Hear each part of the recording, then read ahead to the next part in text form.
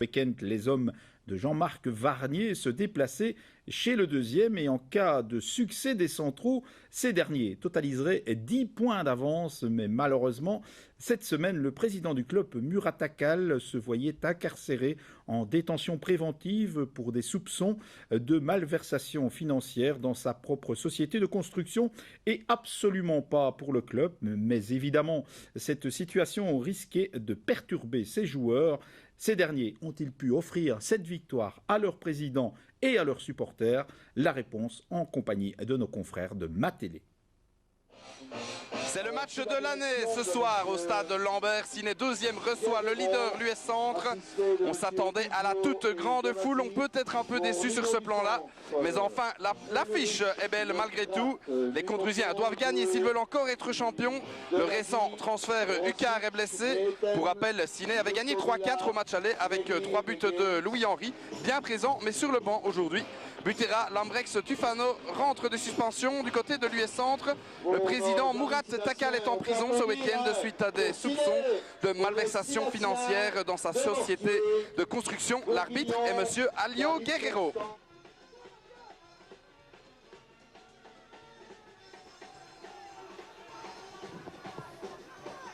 Alors le coup de coin joué de manière assez bizarre, on pourra revoir ça plus tard. Tufano là, qui décale vers Verlaine. Bourguignon, la frappe de Bourguignon, ça passe juste à côté. Ouais, on a cru au but ici, le public en tout cas. Mais cette action dangereuse est venue d'un coup franc subtilement joué entre Garitz et Lambrex. Garitz avait fait avancer ce ballon de quelques centimètres. Et la défense sénuyère ne l'avait pas vu. Oui, elle est bonne cette balle vers Rosier. Et l'arbitre a vu quoi? Il a vu une main d'Arnaud Fias. Et oui, c'est totalement involontaire. Je pense comment Arnaud Fias aurait-il pu vouloir toucher cette balle? Et oui, je pense que c'est plus la balle qui est venue au bras de Fias que l'inverse. Alors, Igor Rosier pour ce penalty. Et ça rentre. 0-1 pour l'US Centre ici à Ciné. Ah et voilà, les Cinassiens déjà dans la difficulté. 0-1, 11 minutes de jeu. Alors un bon coup franc pour le capitaine Romain Delabie. Ça va directement dans le goal. Ah oui, Olivier de Mortier, le gardien cinassien qui a sans doute été masqué par son mur. Et là, c'est le chaos pour les Cinassiens. Comment vont-ils se remettre de ce 0-2? Une jolie transformation de coup franc, hein, cela dit. Il faut rendre à Delabie ce qui lui appartient. Et la fanfare cinassienne qui y croit toujours. Et elle a raison, ce n'est jamais que 2-0 et il reste plus d'une heure de jeu. Butera. Verlaine qui rabat dans l'axe vers Lorenzon. Henri Maréchal doit frapper, pardon, la frappe de Maréchal. Et voici un but à 2. Après 3 minutes dans cette deuxième mi-temps et Maxime Maréchal qui d'une jolie frappe du pied droit va trouver le petit filet opposé.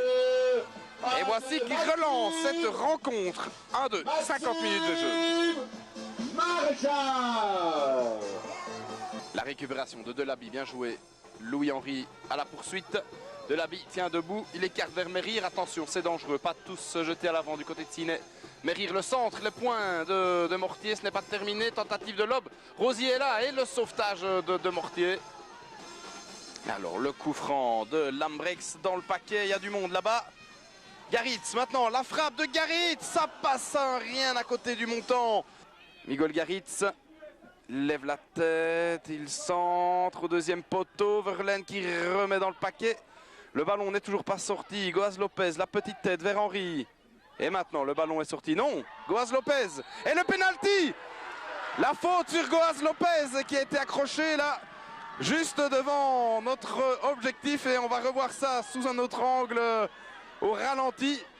Et là, c'est un penalty. Il reste 10 minutes. Verlaine pour le 2-2. Et c'est via le poteau. 2 buts partout. Et le pressing cinassien qui porte ses fruits. Et on revoit ce penalty au ralenti depuis l'arrière du but. Et ce ballon qui rentre via le poteau. Un petit peu de chance pour le buteur du Stade Lambert. 2-2. Jérôme Verlaine. Mitterrand, attention à la contre-attaque de l'US Centre. Et ça, c'est très très dangereux. Menten va droit au but, il est poursuivi par Massinon. La sortie de Demortier. Et oui, évidemment, la faute de Menten. Sur Menten, pardon.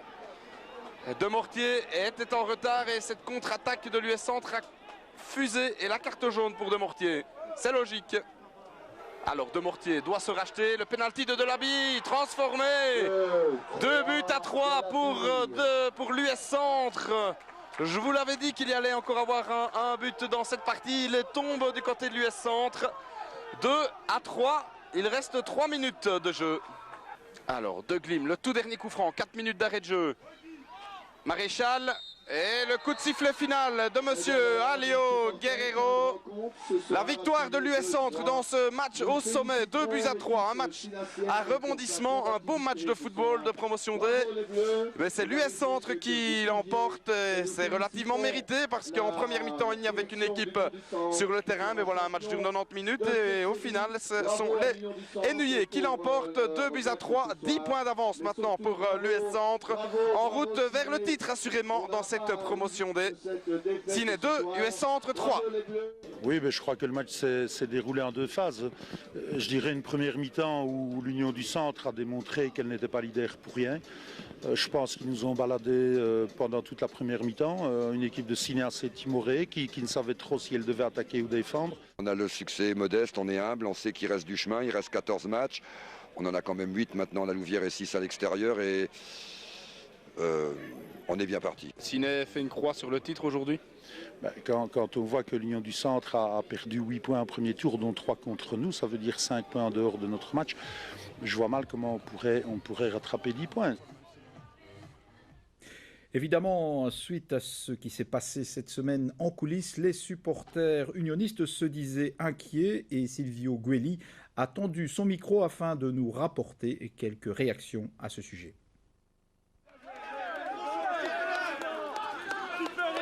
Beaucoup de sympathisants ont bien sûr craint des retombées négatives et immédiates parce que effectivement les joueurs peuvent se poser la question, sera-t-on payé, comment ça va fonctionner?